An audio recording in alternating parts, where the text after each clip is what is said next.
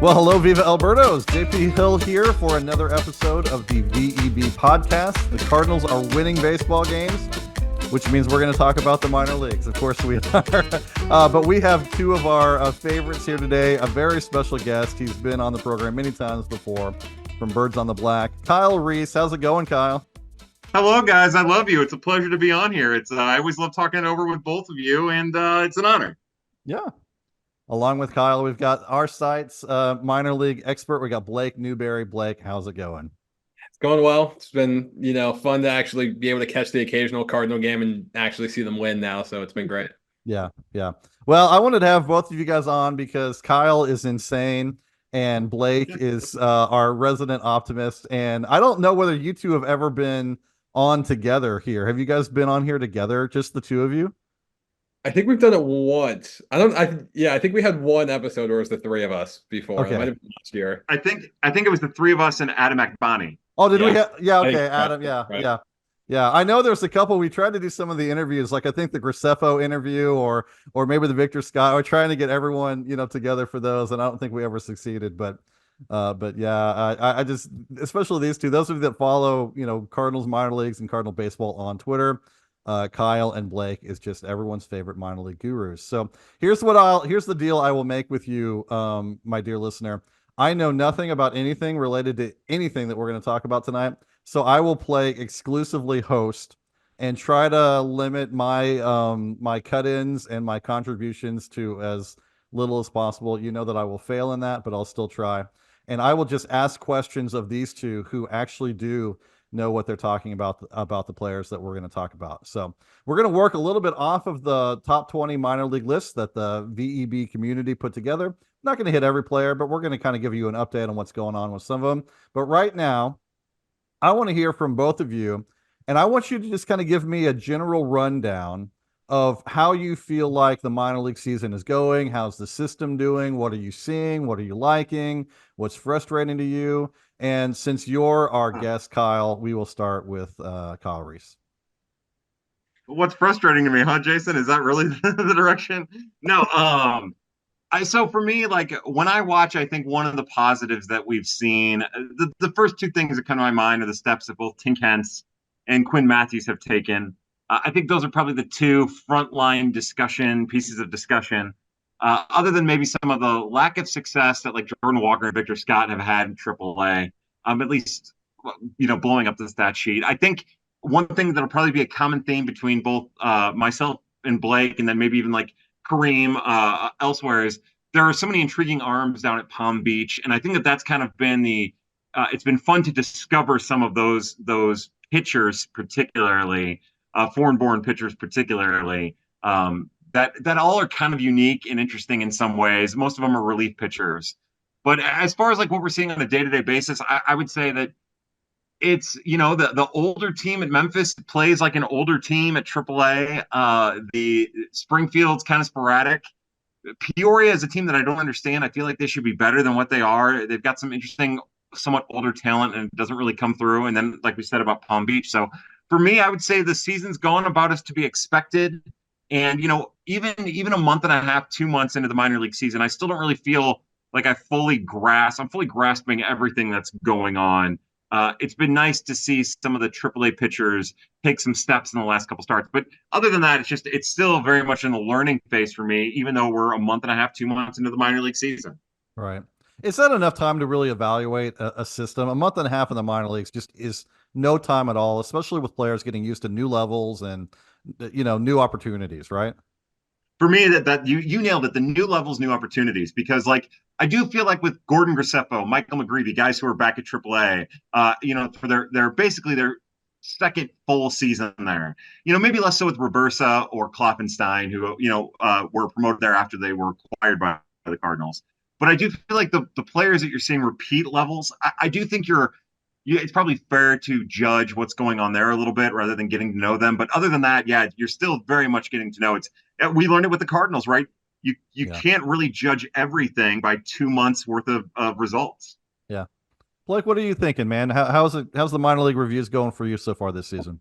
I think the most interesting thing for me this season has been seeing the farm system just completely switch from where it was at last year. Last year, we talked about them having a bunch of good hitting prospects and not a lot of pitching prospects. And now it feels like all the really interesting prospects this year who have really taken steps forward are pitching prospects. And they're maybe a little bit lighter on the hitting side. And I know Kai already hit on like a lot of the Palm Beach guys. Like literally, I hate that Palm Beach games are never televised because that is like the one affiliate I could just sit down and watch every night and just watch a new pitcher and be fascinated by them. So I cannot wait to see those guys actually get promoted to Peoria whenever it happens so that I can consistently actually watch them. But even then seeing a guy like Quinn Matthews, who was hitting low 90s in college and is now hitting like 95, 96 consistently, has been fantastic. I've caught like 5 innings of Cooper Jerpy this year because I just have not been able to watch him pitch. And the 5 innings I've seen, he looks as dominant as any pitcher I've seen in the system so far. So I think really like just a lot of really positive developments on the pitching side that have had me really interested. So what you're saying is that the Cardinals can't do two things at once. They can either develop starters or they can develop hitters, but they can't do both at the same time. Is that what I'm hearing you say? Yeah, perhaps, but also they've graduated a ton of young hitters, so there's also that. So, it'd be nice if they actually got both of them working together. It'd be nice if like Jordan Walker, Victor Scott, Thomas Ajacey, Chase Davis all started to maybe hit a little bit better. But the prospect pedigree is still there. Yeah.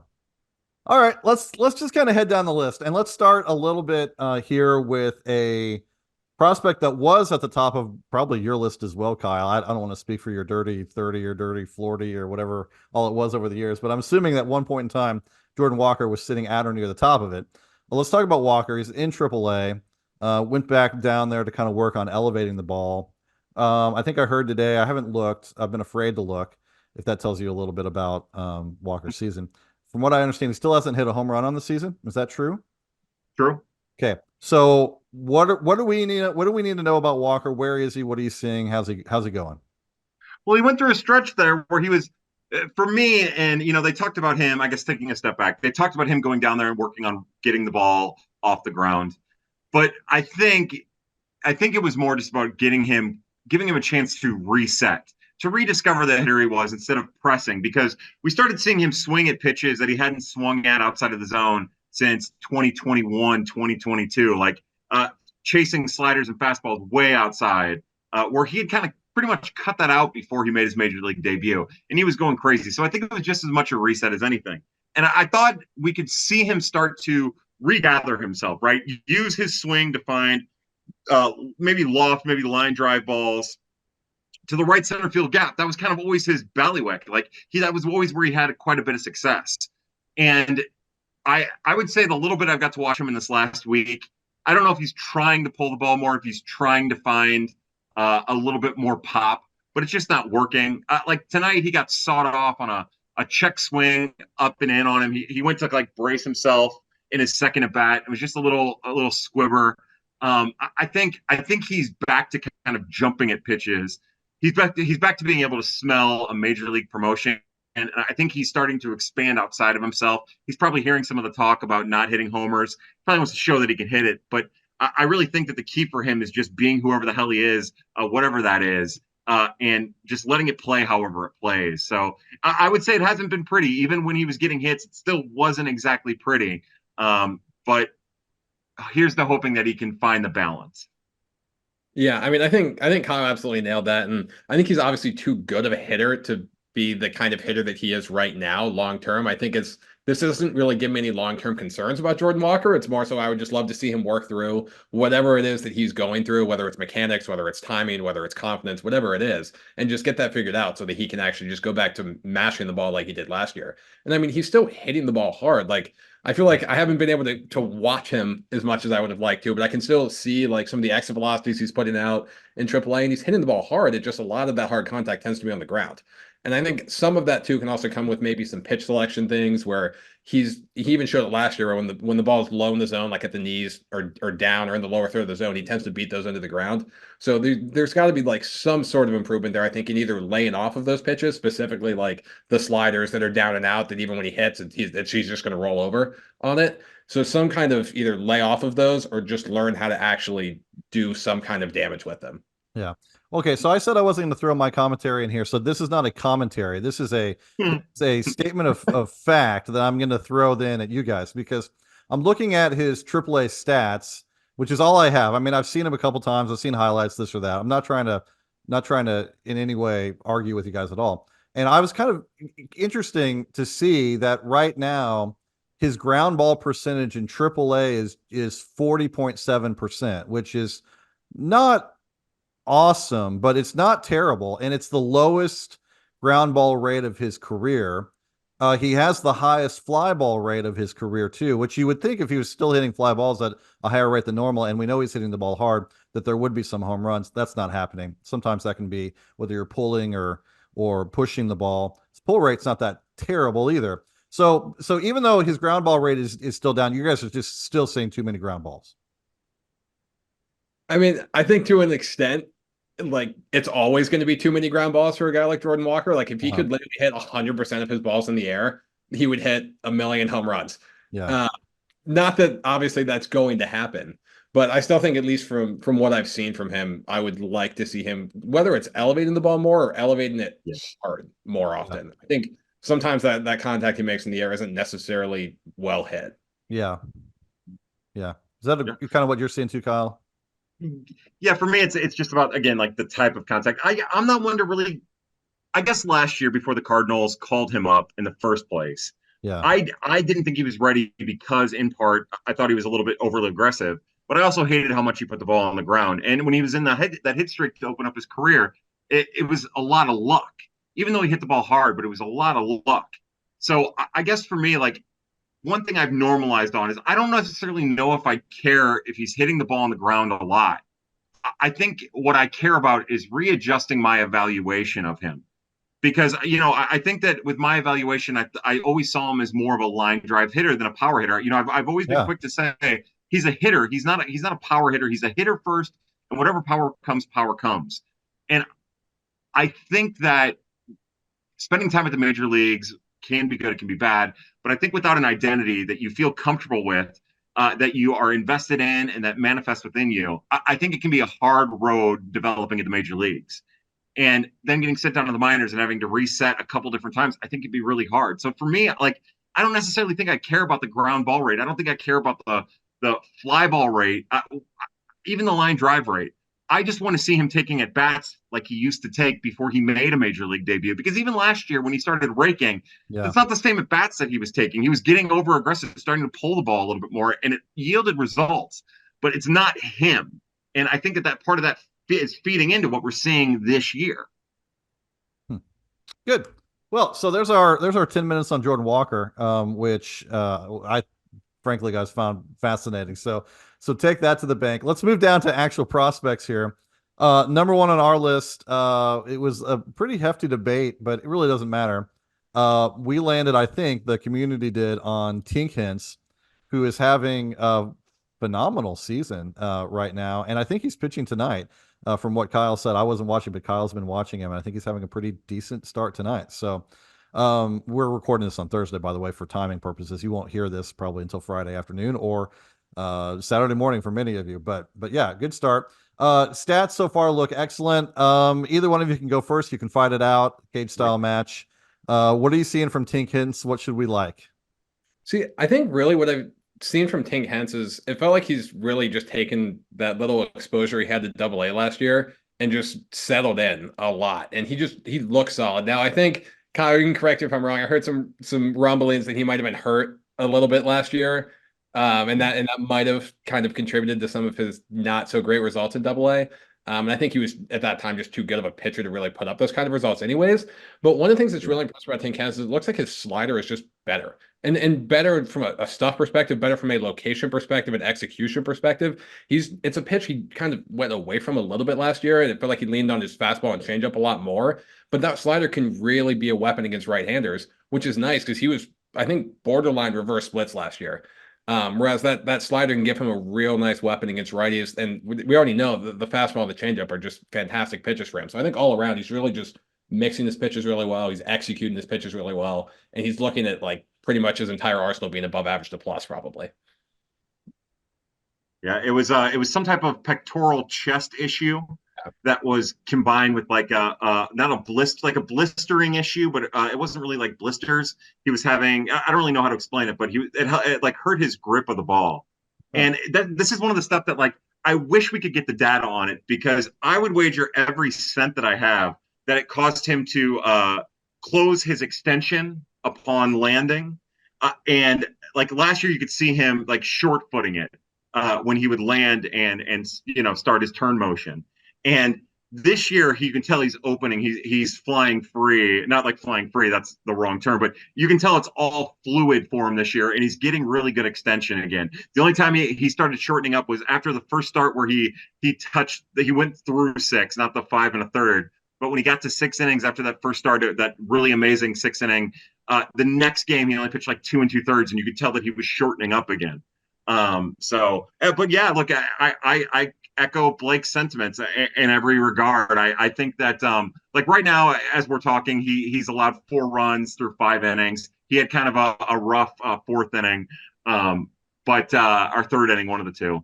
And I think that we are seeing where like he'll extend out to like the 7th inning, and then in his next start, he has a little bit of trouble with command and getting it together, which is to be expected for a kid who had never thrown over 4 innings in a start or whatever in his minor league career at such a young age. Yeah, and I'll say I think in my mind that's really like the last box he kind of has to check for me to think that he could actually pitch in a major league rotation. Because every time I watch him, like he feels like he knows what he's good at. He executes well. His stuff is nasty. He throws strikes and misses bats. Like there's a lot in there to like. It's just, can he consistently pitch like further than 4 or 5 innings in the game? And that's nothing against him, because he really hasn't had the chance to do so because of the plan the Cardinals put him on. But I think really this year is kind of, can he actually get over that hump where he can go 7 innings, take the ball 5 days later, and go 7 innings again.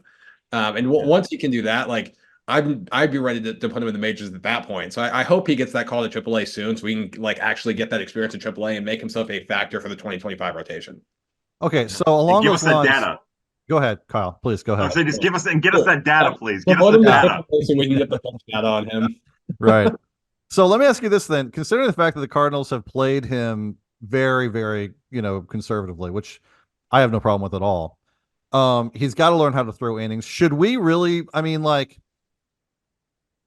I know it's tempting, especially for me. I'm a stats guy. I analyze stats more than I do anything else, right? So my temptation is to go to the stats, but you're talking about a guy who's trying to learn in AA at age 21, I think. Yeah, 21. Trying to learn at AA at age 21 how to stretch out as a legitimate starter with innings. He's got to learn that. Like, should we really be all that concerned about his actual stats or his ability to, as the season goes on, continue to recover and start and go innings and not necessarily worthy even about the results, as long as he gets those innings and starts working his arm out? Yeah, I think that's totally fair.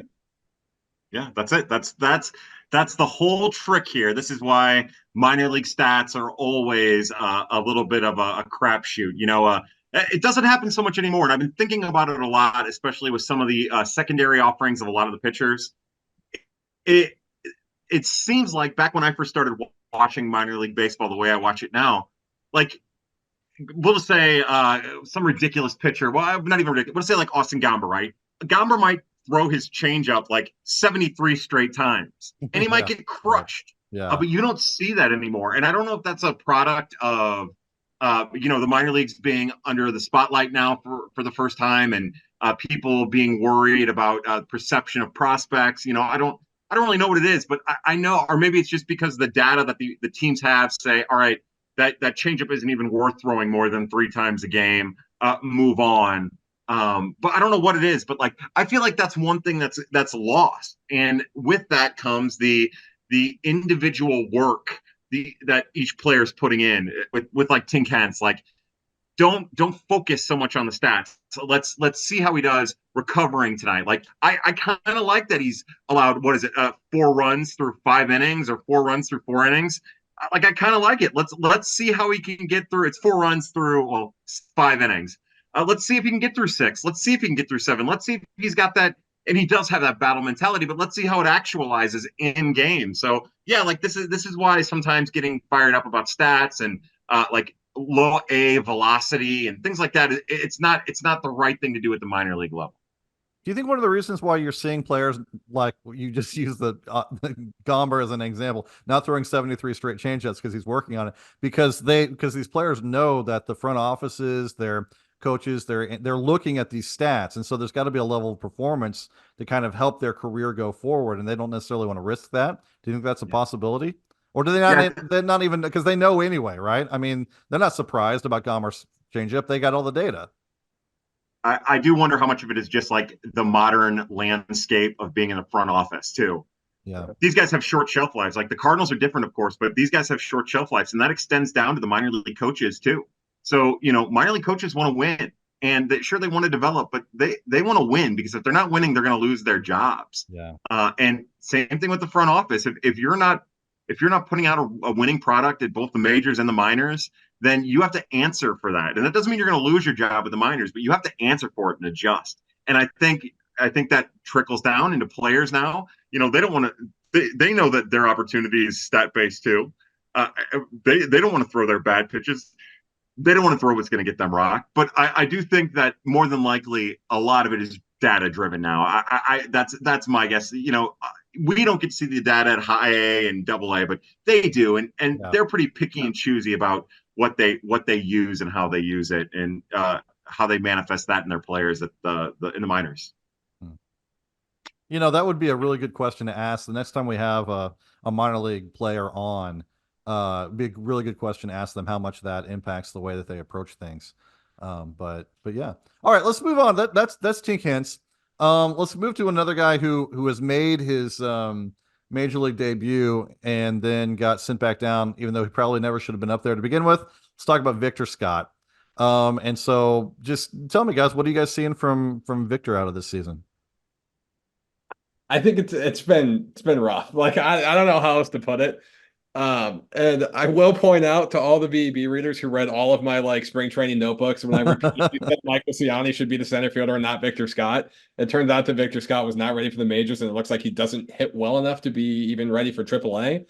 And I think that's a little bit of a concern, but he's always been a glove first kind of guy. What really concerned me about him in the majors was not his lack of hitting, because I think the hitting at a certain point is just going to take a little bit longer to develop because that's just the kind of player that he is. But it was more so the reads he was getting on balls in center field. Like for a guy who's that fast, he really did not make the kind of plays that I would want to see him be able to make. Like he didn't make Michael Ciani kind of plays because he's too busy going 3 steps back on a line drive hit in front of him. And it's stuff like that I really just want to see him improve on, because I think going forward, like from a future perspective, I see him more as that like elite center field defense kind of guy, not the kind of guy that you really care if he's going to go be like a 120 WRC plus kind of hitter, because that's just not who he is. He can be a below average hitter as long as he can play gold glove kind of defense, and he has the speed and the range to do that. It's just he doesn't necessarily seem to have the instincts yet. So that's really when I want to see him build in AAA, as well as maybe start hitting the ball a little bit better than he has, because that's also been not great. I think one of the things that I whined about with Victor Scott over the offseason, and not whine, but like one of the things I wanted to see is I wanted to see how they'd encourage him to incorporate his lower half in his swing. And the whole emphasis for him this offseason from the Cardinals was to faster bat, get your bat as fast as possible. And that ain't it. Like he has to learn how to engage his lower half.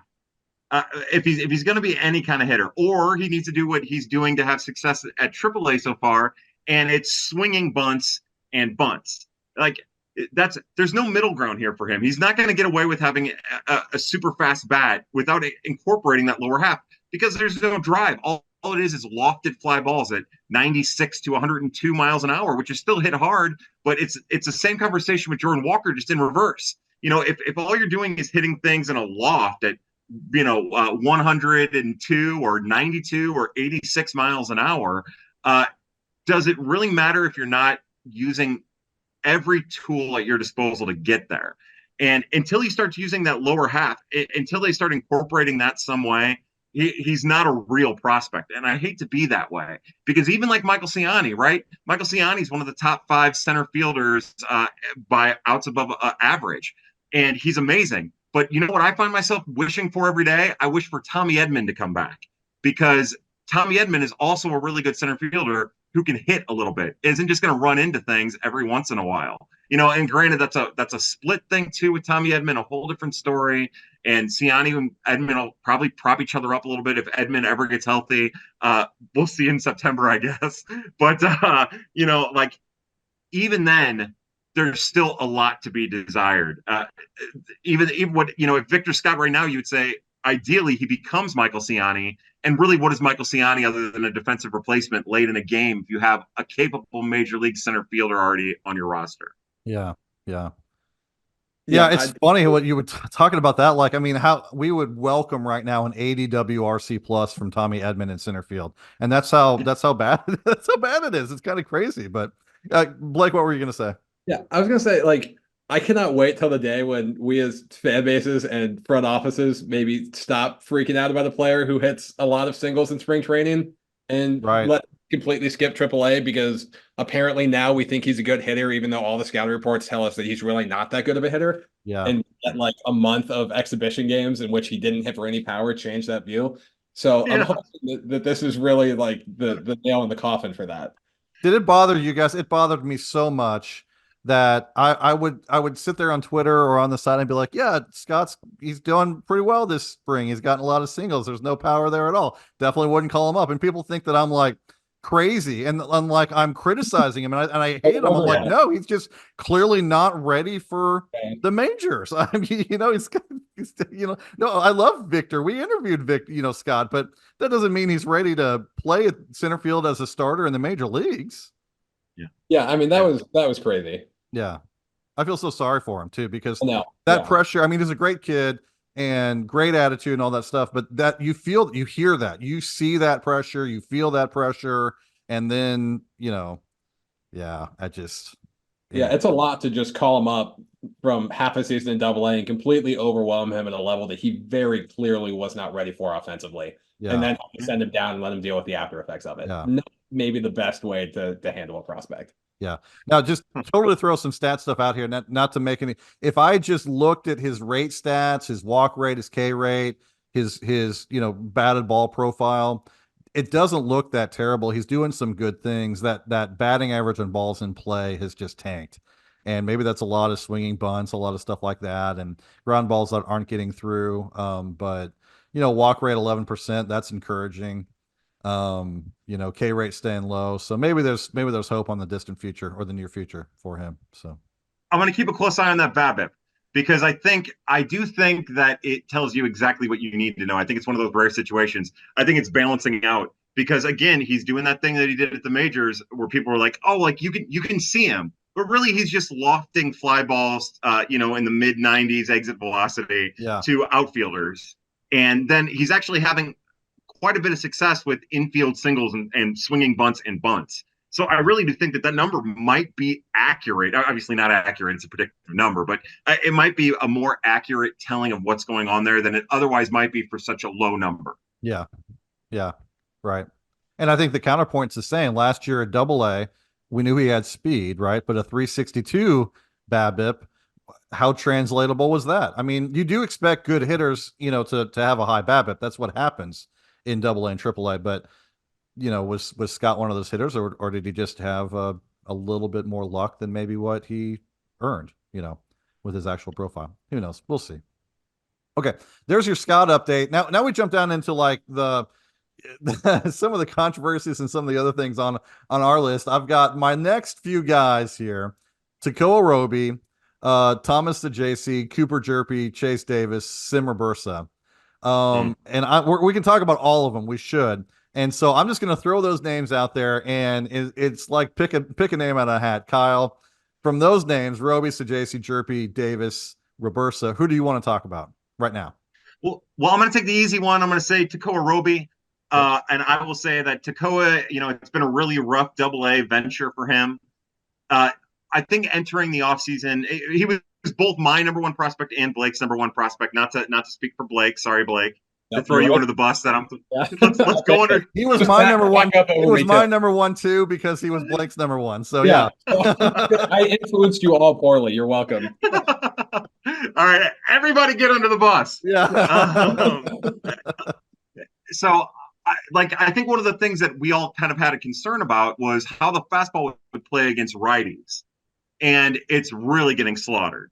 And not only that, but the command of his pitches kind of like it's exactly what you would expect with somebody as good of stuff as he has with velocity. With it's kind of trash. And before he went on the IL, you can't get away with having trash command at Double A, really. And so we were seeing him get beat around, and that's I mean I think it's really that simple of a baseline with him, and not to overthink it. And I don't really know why he's on the IL, but here's the hoping that when he comes back quickly, and like he did when he came off the IL for the Cardinals last year.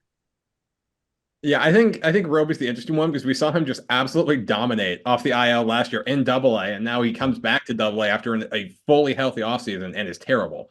So I would love to see just him figure things out. I haven't really, again, caught much of him, but it does seem like it's just the fastball's being thrown low in the zone, the curveball's being thrown higher in the zone than the fastball sometimes, and like all that stuff just really needs to get sorted out. Yeah. I don't have a whole lot of commentary there. His home run rate's ridiculous. And that hurts, man. That's painful. Yeah. Yeah. Okay. So you had your choice, Blake. Who you got on that list? It's a big list. So Roby, we just talked about Roby. You got Sajasi, you got J.P, you got Chase Davis, you got Simmer Bursa. I have to go with Simmer Bursa. I knew I might as well just say it. I know you were ready for this. By the way, I guess I don't know. I'll put this out on the podcast. I think we can get him. I think I can get him if you want to interview him here soon. So. That'd be awesome because he actually has a super cool backstory too. Yeah, it's totally worth an interview. Absolutely, yeah. By the way, all of these guys are worth an interview. They just all of these minor league players are worth giving the time and attention to. But Robersa also is even more worth it. So yeah, they didn't know the Netherlands throwing a fastball changeup till they were 18. So yeah, I would love to get some more backstory from him on that. Definitely, we'll do it.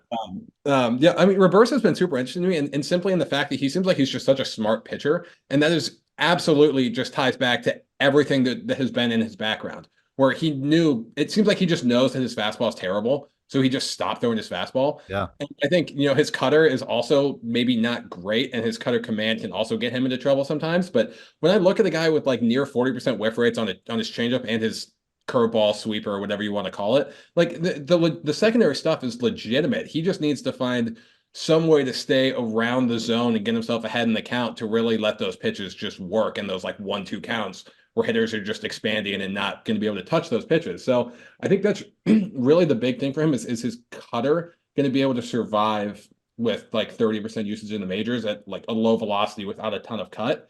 I think the fastball has actually played up a little bit because it's more of like an off-speed pitch now, as most of his stuff is sitting like below 90, and then he'll occasionally like bring it 93 at the top of the zone. That helps it a little bit. So I don't feel great about his first two pitches, but he's also throwing like 50% sweeper and changeup, and those pitches are absolutely nasty. So he's one of the guys who I liked him, but last year, but not nearly as much as I like him this year. And I'm fascinated to see how his stuff is actually going to play when he gets to the major league level.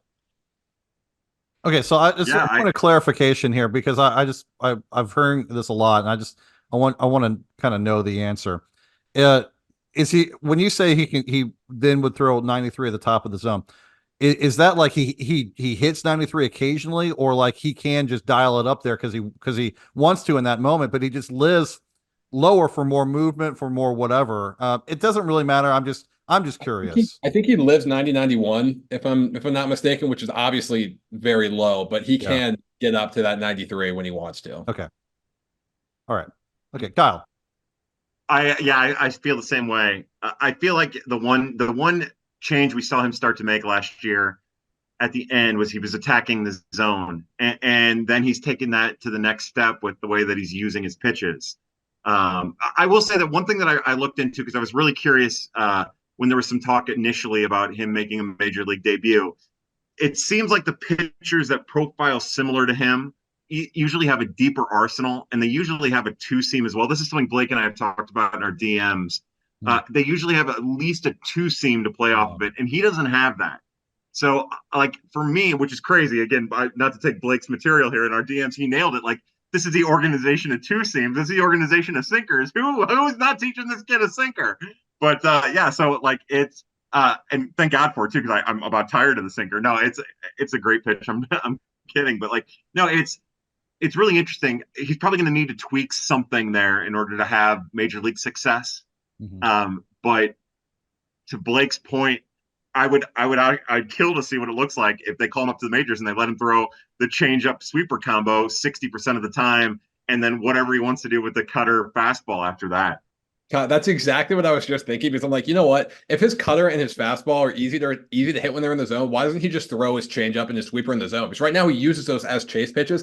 I would love to see him just attack the zone, like, oh, first pitch sweeper, second pitch changeup, and just go right at hitters with his two best pitchers, as opposed to trying to like get them to expand the zone where they can't really touch it, because they can't really touch it anyways. So the question that the idiot in the corner will ask is, can he locate the sweeper and change in the zone, or can he not locate it? You know what I mean?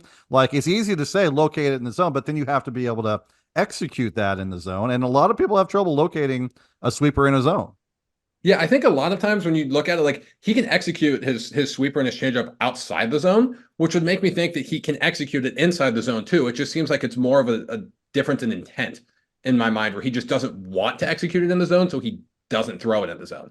I think with the level of command he's shown with those two pitches, I would not have as many concerns about him doing it. And the good news is, if he throws it in the zone and he misses, they're probably not going to get hit anyways, even if he leaves them a little too far up or a little too late, because they're just that good at pitches. Okay. Yeah. If you had to wager one of the starting pitching prospects to be able to do it and get away with it, it's him. It's Reversa. Yeah, 100%.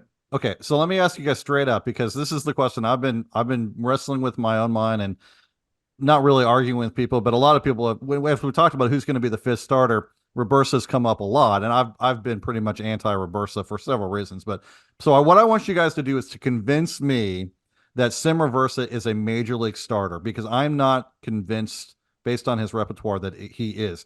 Is he a major league starter based on what you're seeing from him? Well, maybe not right now, because he's still a AAA pitcher, but what you would expect a normal progression to be. Can he be a major? I'm not talking numbers. I'm not talking number one. I'm not talking number two. I'm talking about a major league starter at some caliber. Yes or no? Yeah, I think he can be, but I think weirdly, I think it might take him getting crushed at the major league level to actually become one. Because I think he get there and learn that he can't like not have pinpoint command with his cutter and fastball. He's going to have to let those things get hit 500 feet to realize that maybe he needs to throw his sweeper and his changeup actually in the zone to have success. So I do think there's an element where he has to fail before he actually succeeds. Interesting. Yeah, and tinker and toy. I that would be my argument too. I have my concerns, but I don't know. Like, there's something about the method for which he pitches that I think, again, not to be that guy, but I don't think it can necessarily be quantified or put in a statistic. I think that there's a certain method, a certain cadence, a certain rhythm, a certain mentality that he has that isn't Matthew Liberatore. It's not Zach Thompson, like it's a little bit more even keel, a little bit more mellow. Like, you guys know, I love Gordon Graceffo, but sometimes I want him to pitch with intensity and flair always, but there's emotion there. And I don't, like, Reversa seems like an emotionless something on the mound that I think bodes well for having the type of failure that he's going to need to have in order to have success, to Blake's point. Yeah, and again, I feel like he's also just a really smart guy in general, who's very in tune with like pitch metrics and how his arsenal plays together. And if there's somebody who can figure out what he needs to do to have success, I would bet on it being Reversa. Okay, let me ask you the question in another way. Are the Cardinals the right kind of organization from a pitching philosophy standpoint to get him to what you're talking about? Because they're moving in that direction a little bit more, but based on what we've seen the last 2 or 3 years, there's no way that you're going to get a guy up here that's going to throw 30% fastballs. I mean, normally I would say no, but the fact that they've let him throw 22% fastballs in AAA at least bodes well to their open-mindedness to the idea. So I think at a certain point, if they want to let the player drive what he wants to do on the mound, then that's fine. And that seems like that might be the case with the person. Obviously, I have no idea what the inner workings of this are, but I think I'm a little bit less hesitant about that than I would have been in years past. Yeah, it's it heard some hubbub in the offseason that the Cardinals were still pushing back on how pitchers use their stuff. But as we've seen as the season has progressed, it's not exactly it wasn't etched in stone, and they are starting to loosen up on some of that. I still think that they need to fully adopt it. One of the things that they did was a bit of an overreaction. Like, not throwing changeups to like-handed hitters. Like they need to give up that. And we're seeing them start to do it a little bit, but if a pitcher, and this dates back to Ryan Helsley, like all the way back to Helsley, because I remember having some issues with the pitch arsenal usage there. But like if a pitcher has a good pitch, just let them use it. Like I remember reading an article in The Athletic a year ago where they were talking to pitchers about using maybe not the best part of their arsenal and how beneficial it is to be able to use all of your arsenal, even if you're only using it 4% of the time or 3% of the time, to like-handed or opposite-handed hitters. And I think that they would do well to, especially with like Gordon Graceffo, let him throw his changeup a little bit more, let him throw his curveball a little bit more to opposite-handed or to like-handed hitters. I think that would really open up his potential. But even now, like they throttle it back against lefties, which is really stupid because he kind of dominates lefties with it in some capacities. And anyways, that's just a ramble to say that like I do think with Roberta they're committed to it because they realize how bad it is, and it seems like they're opening up their minds to other pitchers in the organization as well. But it needs to continue, and they can't stop if it's not working in a short period of time, even if it's not working in a short period of time at the major league level. Yeah, and Kyle, I think you hit a great point on the changeups because that has been like one of my biggest points of frustration. I don't even know if the numbers bear this out, but it feels like the Cardinals just de-emphasize the changeup as an organization. It feels like they haven't brought up a pitcher with a good changeup in forever. It feels like they just don't throw a lot of changeups in general, which is interesting because they actually have a number of prospects in the system right now who have really, really good changeups. And like I look at it like a Joseph King even, and I want him throwing changeups to lefties and righties. Sam Roberta, I want him throwing changeups to lefties and righties. There's a lot of guys in the system who are like that, and I hope that they start coming around a little bit on that. Yeah, Quinn. We'll talk about Quinn Matthews, I'm sure, here in a second. But tonight, I didn't chart it, but I don't think he threw a changeup to a lefty, and that's even with the increase he's had in his arsenal. It's still his best pitch, and I do not believe he threw a changeup to a lefty because I was kind of waiting for it. He might have thrown one, but it was hard to tell because it was like a low diving pitch, might have been a slider too. And since you don't have the metrics, it's hard to tell. It's hard to tell with lefties. I swear the camera angle makes it impossible to tell with the slider or a changeup. Yeah. Okay, then. Quinn Matthews, right? He's kind of making a name for himself. He's getting a little bit of attention. I don't know a whole lot about him other than that his first name is Quinn and his last name is Matthews. So so tell me, Kyle, go ahead. What do I need to know about Quinn Matthews? You need to know everything, right? Like it's exciting to have a pitcher again, kind of doing the Gordon Graceffo in a little way, right? Like somewhat underwhelming. It was reported somewhat underwhelming stuff in the collegiate level. Kind of started showing signs that he was putting it together, increased velocity, and then for Gordon, he started at high A. Quinn obviously started at low A, but just total dominance. The one start we got to see for Palm Beach, he just was fooling with those hitters. Probably didn't even need to use his fastball. Probably could have just got away with throwing curve slider, honestly. But he has a deep arsenal that's all taken like the next step in its development. And right now he's probably too good for high A Peoria. Although I do wish they give him some time. But the tall, lanky Stanford product who is a bulldog on the mound who wants to throw 150 pitches in every start if the opportunity presents himself. I think the thing we learned is like you learn that there is a major league future in there in some capacity. Like even Gordon Graceffo, like I remember thinking when he was with Peoria, same thing with Michael McGreevy, like there's a major league future in there in some capacity. I think you learn that at the minor league level. If they can stay healthy, like the low levels of the minor leagues, you can learn if a pitcher is going to have a major league future. But it's just what varying level, of course, is really where the money's made. But like, this isn't Pete Hansen. This isn't Bryson Mounts. This isn't, one of those guys. This is like the next step up, and it's really exciting. And he's a goofy guy and a fun-loving guy, and that's Quinn Matthews in a nutshell. And even like tonight, he didn't. I mean, he struck out like 7 in 6 innings or something like that, but he still didn't really have his best stuff, and he limited damage. Only let up like 1 extra base hit, a couple hits. He was just in command, in control. And he wasn't missing as many bats as I've seen him miss, but it was very light contact when it was hit into play. So again, probably just too good. I think he's like maybe older than J.P. He and J.P. are like the same age. He's 23. Within Matthews months. is 23. Yeah. Yeah. Yeah, they're both 23 within like months of each other. Yeah. And so he's a little older. So I wouldn't be surprised if here in the next month or two, come the All-Star break, especially because I'd be willing to bet he's pitching in the Futures game in some capacity. That if after the Futures game he finds himself in Double A, depending on how the pitching depth ahead of him shakes out. Yeah, 100%. I actually think Quinn Matthews is another guy who could put himself in the major league picture by 2025. I want to see him get promoted aggressively as such. And I know when you were talking about some of the games he had in Palm Beach, like I think it was one game that wasn't televised, but he threw like 70% fastballs and had just like a 35% or 40% whiff rate with them. Like these guys in single A, like literally can't even touch his fastball. Just promote him already, because if you can throw like 70% fastballs and go 7 shutout innings, you just should not be at that level. So I'd love to see that he got pushed to Peoria. He's already had early success at Peoria. He's a guy I'd be more willing to be aggressive with, considering how many innings he threw in college and how dominant he's looked so far. Is it velocity? Is it movement? What is it about the fastball that's working so well for him so far? I think it's just a combination of factors. So when he was in college, he was hitting more low 90s. Now he's sitting 95 and can go higher. But it's really a good velocity with good like vertical movement on it from a lower release point. So all of it, like it plays up. It's more electric of a pitch than I expected it to be in my wildest dreams when he got drafted. No. And seeing just the metrics on it, like it's very clearly an above average pitch. Whereas coming out of college, I wasn't going to be shocked if it was more like fringe average.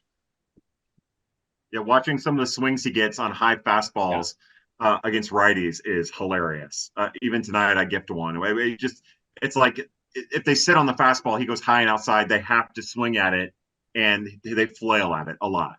Yeah, and it's just hard. It feels like there's some kind of like deception or just weirdness that hitters pick up on when he's throwing. Like you see, I was actually watching one of the gifs you tweeted out earlier today, Kyle, where his swing, like I didn't even know what that swing was with that fastball at the top of the zone. It feels like hitters just don't pick up on it very, very well, and it's hard to quantify that. It's just something you really just look at the way they're swinging, and you're like, he just did not see that pitch the entire way.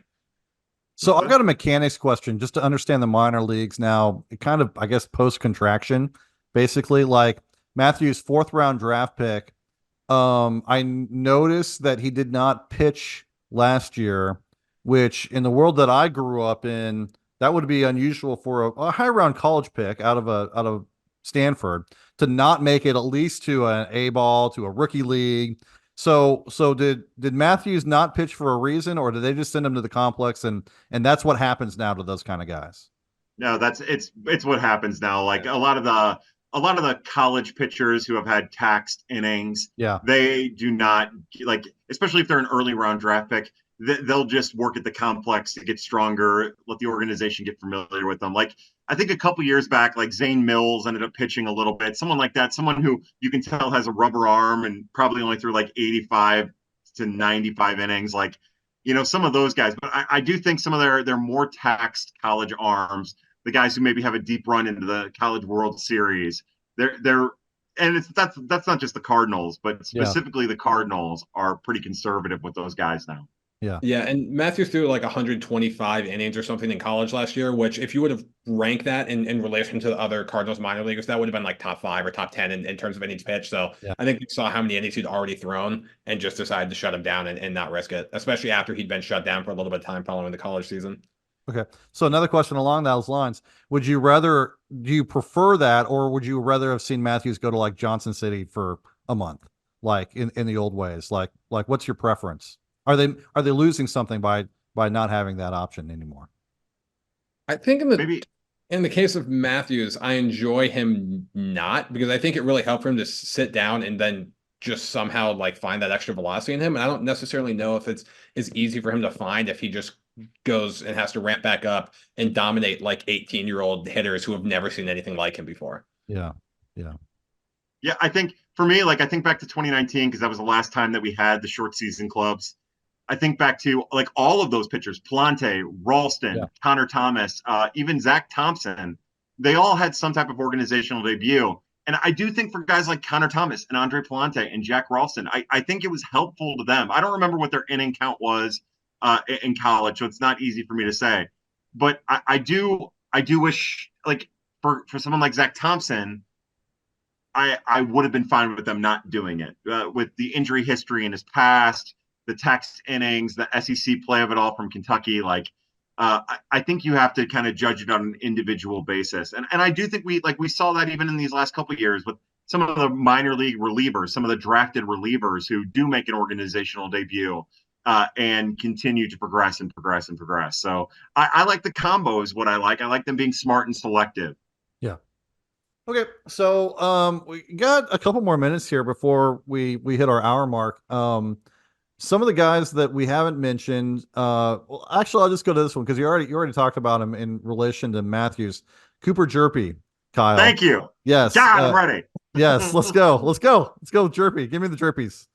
Yeah, he is being misused right now in like the biggest way imaginable. The Cardinals have a hard 65 pitch cap on him because they're trying to give him success, show him success, and they're also trying to make him last the entire year. After last year he was hurt, missed a good portion of the year. Yeah. They don't want to have to cut him off for an innings limit or whatever. So they're being extra cautious with him, which is stupid because we've learned through doing studies that throttling back pitchers after injury does not make them any less susceptible to injury. Eventually, you have to take the kid gloves off of this 23-year-old. And for me, a 65 pitch count at the end of May does not do anybody any good. So when they get into June, when he makes his next start, if they're still doing this ridiculous 65 pitch count thing with him, not letting him get through 4 innings, then they're making a huge mistake for both the Cardinals and his development. This isn't Tink Hence, a 19-year-old coming off of injury, and then maybe even a little bit more fatigue. An 18-year-old, however old he was, and then being extra careful with him for a couple years. This is a college grad who has innings on the arm, who's proven he can get up to about 100 innings in college. You have to let him go. You have to let him run because, truth be told, he is filthy. He's dominant, and not just like a little dominant, full on dominant, to the point where even with 2 terrible starts at the beginning of the season, he's still holding hitters to a 200 batting average. And he's only allowed 3 home runs or something like that. And then when you break it down, you eliminate those 2 starts, he's holding batters to a 163 batting average. It's more ridiculous than what Tekoa Roby did after he came off of the IL last year. And then the other part of this, speaking of malfeasance and pitch selection, is they're doing this thing with him, and it's based somewhat on measurement and also trying to get a better feel for it, where he really only throws his fastball and his cutter. And it drives me nuts because his slider and his changeup are filthy pitches that no one can hit in high A. And it's you watch him pitch and you're like, I don't understand what's happening here. Why is this happening? And I've been complaining about it a lot. And I'm not saying that I've been the reason they've changed, but in his last 2 starts, he started to throw the slider and the changeup a little bit more.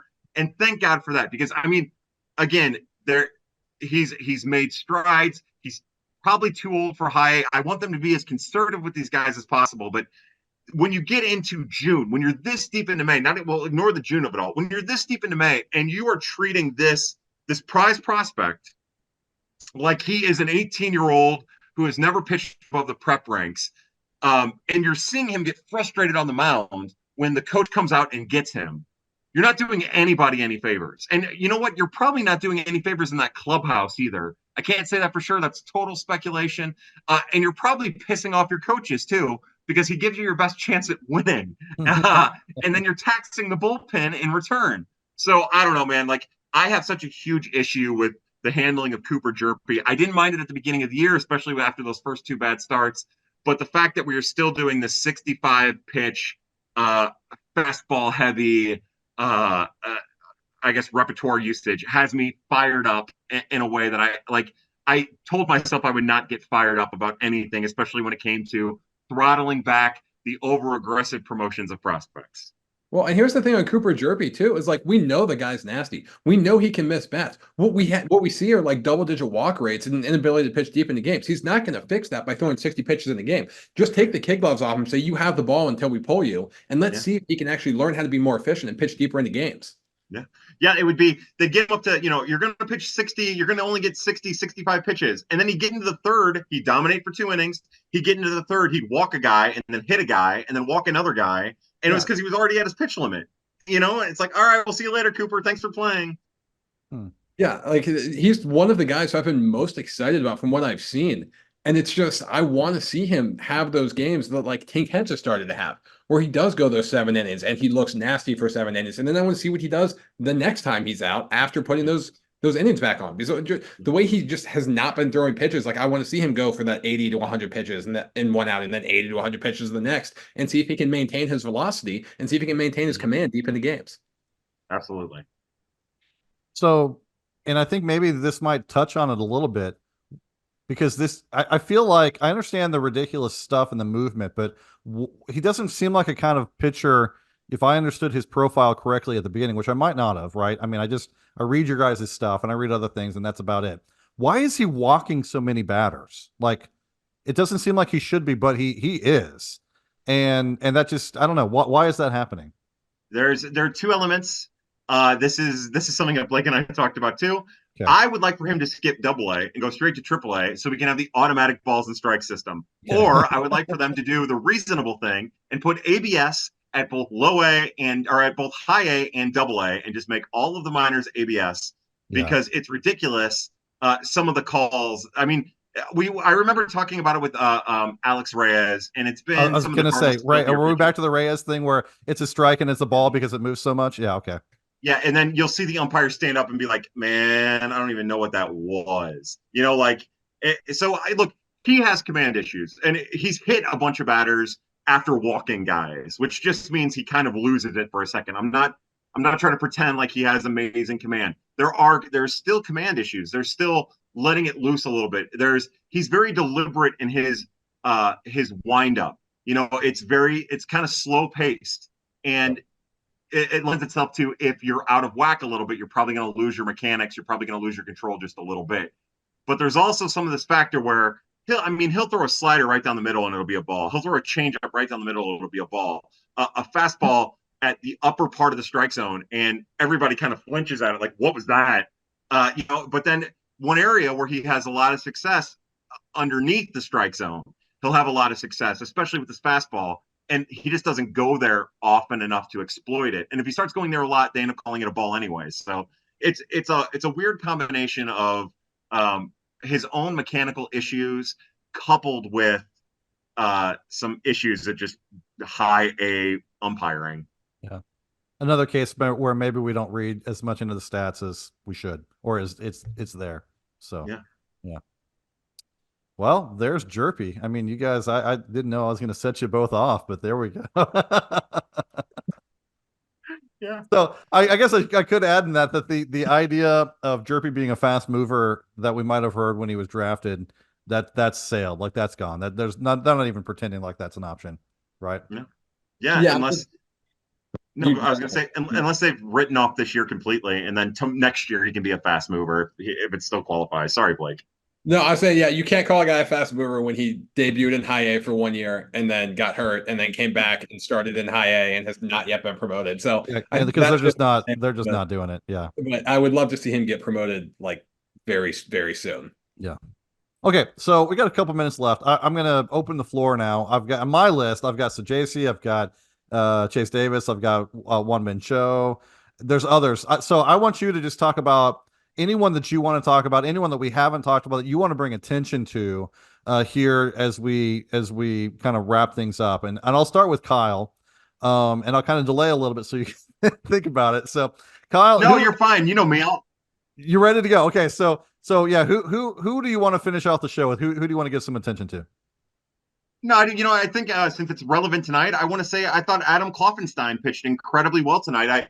He's kind of like now I've had my issues with Chris Roycroft because he doesn't throw a lot of strikes, although his stuff is really good. And I've been so frustrated with him that I did not give him a fair shake this year out of the Memphis rotation or the Memphis bullpen, as solid as he's been. And Kloffenstein's kind of the same way, where he's frustrating to watch because he is not, like, the way he pitches is nibbly and oftentimes off the zone, and it's really frustrating to watch. But tonight he was in attack mode and pitched, I would say, masterfully through 6 innings. It wasn't like full on dominance, but it was a really, really good performance. And like, that's what the Cardinals need out of him. 7 strikeouts through 8 innings. Like, he managed the strike zone, and I don't know what he's going to be. I don't know what he is. I don't know what version of Jake Woodford this guy's going to be, or what version of Lance Lynn he's going to be, or if he's going to be some combination of the two, which I think he could be. But his velocity was at 93, and I just think he deserves a little bit of credit. And then I would also like to give credit and talk about some of the guys at the major league level who have been really impressive in both Kyle Leahy and Chris Roycroft. Two guys that I've been very critical of over the years. I remember tweeting about Kyle Leahy after the 2020 and 2021 and being like, I don't understand this guy. His stuff is really good, but he gets rocked every start. And it's been like that since 2021. So I just want to I want to give those guys credit. Even though we know them, we've seen them at the major leagues, those two in particular, Roycroft and, John King, which will implode soon enough. Don't worry about that. But, the John King, Chris Roycroft, and Kyle Leahy, who deserve a ton of credit for keeping and stabilizing the Cardinals bullpen in an unstable time and out pitching their projections. They deserve a ton of credit for that. And luckily, that's how bullpen pitchers can get away. But look, there's tons of guys at the minor league level that I could rant on and on about. I'd like to talk about Graceffo a little bit. I think he's taken some really positive steps. He got crushed in his last start. But look, I do think that there's some guys that have taken some really positive steps, while some hitters have maybe taken some steps back, and it's all balancing out, like you said. Yeah, and I'll go the exact opposite direction of Kyle, where he covered a lot of the AAA major league guys. I love all the single A pitchers just from the bottom of my heart every time I see them. I look at guys literally there's a million of them. It's Ishan Henderson, it's Darlin Saladin, it's Juan Salas, it's Chen Wei Lin. Literally all of these guys in Palm Beach have really good fastballs, and then just some variation of a good off speed or breaking pitch to go with it. And I look at all of these guys throughout the Cardinal system and organization for years and years and years. It feels like they've really struggled to bring up guys with good fastballs, or even identify guys with good fastballs, or even draft guys with good fastballs. And now all of a sudden we're looking in the single A rotation. Zach Showalter's another one in the rotation, but all of these guys have legitimately good bat missing fastballs, and it's a brand new page for the organization. And I would not be shocked at all if this Palm Beach pitching staff ended up graduating 3-4 plus guys into the majors at some point, because all these guys are legitimately good and interesting. Yeah. Showalter real fast is fascinating because he's made me a full-on believer. He still has really bad command of his slider. He's going to need to figure out something to go with that fastball, but that fastball alone is going to play at every level. I have no doubt about it. It's the release angle. Everything about it is so unique, so beautiful. And then, of course, to give our friend Kareem a shout out, he wrote an article about Darlin Saladin last week or 2 weeks ago, and it was brilliant. Talked about his unique release angle of his fastball. And again, more than likely, it will probably project as a bullpen piece somewhere down the line. But right now, he's eating low A pitcher or hitters alive. Chewing them up, spitting them out, making them look bad. So shout out to Kareem, and also Showalter and Saladin and all those guys that Blake mentioned. Yeah. If you're listening to this or watching this on Friday afternoon before you head home from work, to really set the tone for your weekend, go look at Zach Showalter's K rate on Fangraphs, and you'll be in a good mood for the whole rest of the weekend, man. It's spectacular. And then if you've never seen a pitch, go look at how low he released, how weirdly low but not sidearm he can release the ball. It's crazy. Yeah, and he's doing that strikeout stuff with fastballs. It's just like fastballs. It's crazy. Yeah. All right, that's the Cardinal system, guys. Great job, Kyle, man. It was great to have you. Great to have you back. So much fun to have you and Blake together talking minor league stuff. It's an honor, man. I love it. You guys got me hyped up now. I'm fired up. I mean it. I love Jason. I love Blake. I love you guys. Thank you for having me on, and it's just an honor. Yeah. Hey, we're gonna see you at Blogger Day next week. We'll see you guys. Why, are you gonna be there, Blake? Yeah, I'll be there. Oh, awesome. Sounds good. Well, maybe we'll do something. Maybe we'll record something completely pointless from Blogger Day next week, just for fun. But for Kyle and for Blake, I'm JP for Viva El Birdos. It's great to have you guys with us, and have a wonderful weekend. We'll see you later.